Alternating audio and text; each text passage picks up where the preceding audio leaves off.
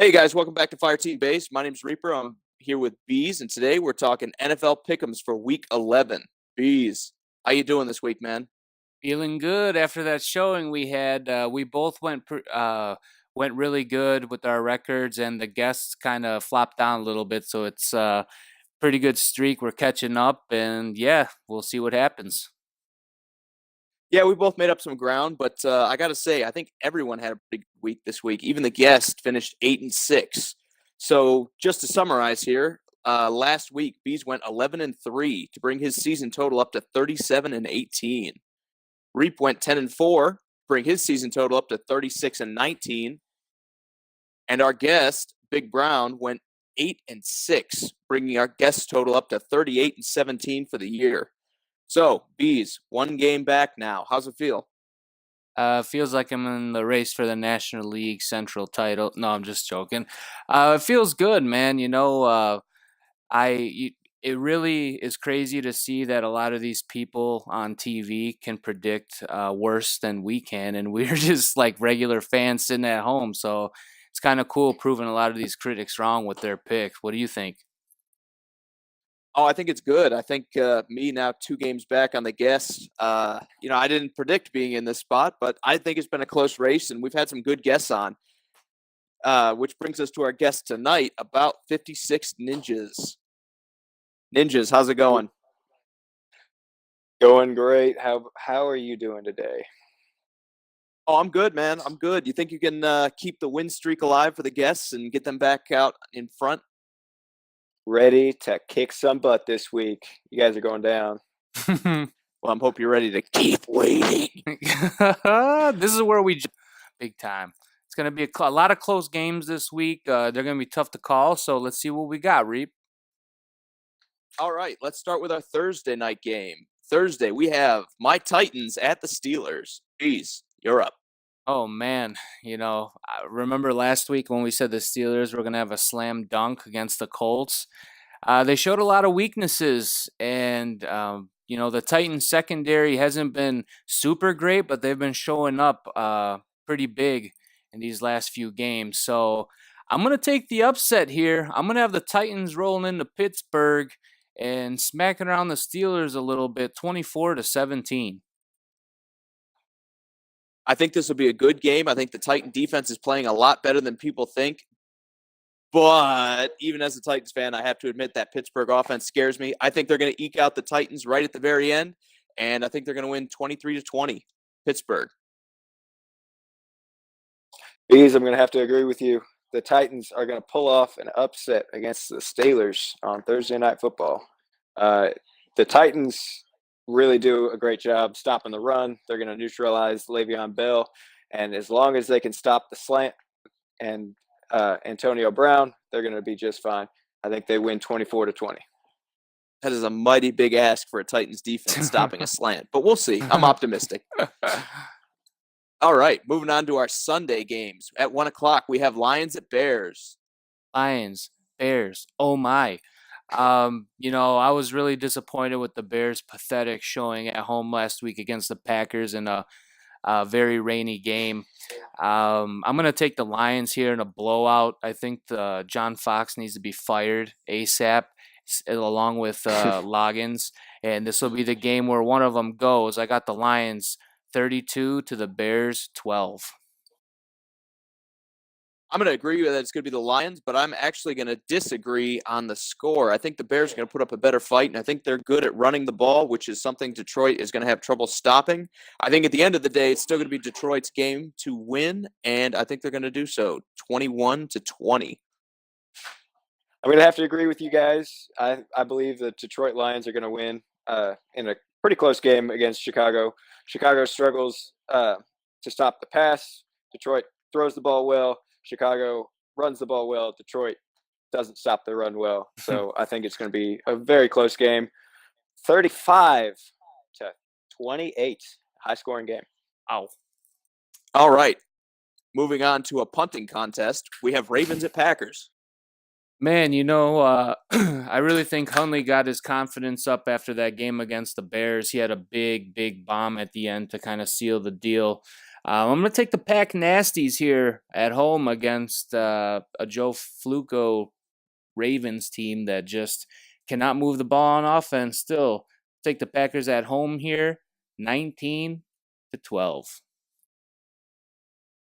I'm going to go the opposite direction. I think the Ravens defense is going to remind Brent Hundley that he is not that good of a quarterback. I think the Ravens are going to win what turns out to be an ugly game, 19-12. I'm going to have to agree with you, Reap. I think the Ravens are going to pull this one out on the strength of a defense. I think they're going to score a defensive touchdown to win the game, 17-14. Moving on to another game that we thought would not be very good at the beginning of the season, but has actually turned out to be somewhat interesting. We have Jags at Browns. Browns still looking for their first win of the year. Unfortunately, they're not going to get it until they play the Bears, which is going to piss me off even more. So I'll take the Jaguars here at Cleveland at the dog pound, 28-14. Very interesting game because the Browns are very good. They're sneaky good up against the run up front and everything, and that's about all the Jags can do on offense. I think this game might turn interesting, but I still think the Jags wind up hanging on, unfortunately, 18-15. Jags have to win this game against a winless Browns team. The Browns are going to struggle against that amazing Jacksonville defense. They're going to give up at least 5 sacks, and the Jags are going to win easily 35-3. Moving on, we have the battle of the backups, Cards at Texans. I'm going to take the Cardinals here. Larry Fitzgerald is still proven to be an elite receiver, and Adrian Peterson will have redemption for all of his fantasy owners from last week's poor showing against the Seahawks defense. I got the Cardinals here, 31-21. I think this is another tough one to call. I think both teams have a little bit of merit to them. I think the Cardinals are going to win this simply because they have a healthier defense than the Texans have. At this point, the Texans have anyone with a pulse out there playing defense for them. So I think Cardinals win, and I think they do it by 2 scores. I'm going to say 38-28. I'm going to agree with you guys. Cardinals, I believe, are going to pull this one out. It's going to be a pretty close game, though. The Texans, with Tom Savage, aren't in a position to beat anybody in this league. So I think the Cardinals are going to win 20-13. All right, moving on to a marquee matchup we have for this week. We have Rams at Vikings. Who would have thought this would be a marquee matchup? Simply because the Rams really weren't predicted to do that well this year. Goff has proven everyone wrong, especially with their newfound receiver, Woods. I'll take the Rams here in an upset in Minnesota, 27-20. Now, I think this is interesting, a great matchup, obviously, and as much as my heart wants to believe in McVay and everything, I also believe that defense usually beats offense. I'm going to take the Vikings here in what's going to turn into a very interesting game. I think they're going to win 24-21, right on a last-minute field goal. I'm going to have to take the Rams in this one. I agree with Bees. The Vikings have a good defense, but so do the Rams. The Rams defense is sneaky good, and the Rams offense is too potent for the Vikings defense, in my opinion. I think it's going to be a close one, though, 30-28. Moving on, we have a game with 2 potential playoff hopefuls. We have Redskins at Saints. It's not looking too hot for the Redskins, man. No receivers for Cousins to throw to. The Saints are red hot right now, and they will continue that red hot run. I got the Saints at home, 35-21. After that murder of the Buffalo Bills, I think it's hard to bet against the Saints at this point. Their defense, like I said, is proven that it's much better than people thought it would be. And, their run game is nothing scary. I heard they had one phase during last week where they ran the ball successfully 26 consecutive times. I think you're going to see a little bit more of that with Jonathan Allen being out for the Redskins. I think the Saints are going to roll onto a victory here, 42-22. I'm going to have to agree with you guys. The Saints running game is killing it with Alvin Kamara and Mark Ingram. and the Redskins, bless their heart, they're not going to be able to stop them. So I think it's going to be a pretty close game, though, despite the beastly running game of the Saints, 24-17. All right, so we all think the Saints are marching in. Moving on to our last Sunday 1 o'clock game, we have Chiefs at Giants. Bees' blowout of the week. The Chiefs at the Giants. It's going to be an embarrassing fashion. I got the Chiefs winning this one 41-21. I don't have much to say about this. This is the perfect game for the Chiefs to get out of their little funk they've been in and reestablish themselves on their way into the playoffs. I think Chiefs win handily 38-10. Start as many Chiefs on your fantasy team as possible. This one's going to be a blowout, 45-3. You know that we said that. Okay, back to interesting. But you know that we said that. Now they're going to probably lose, right?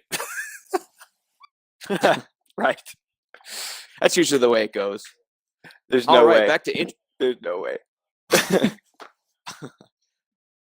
All right, back to interesting football. We have Bills at Chargers. Oh yeah, interesting it is. I have not picked the Chargers a single time this season, but I'm gonna take them here. It's gonna be a surprise game, but I think Phillip Rivers is gonna come through clutch, and the Bills are gonna be on the downfall. I'm gonna take the Chargers at home, 28-17.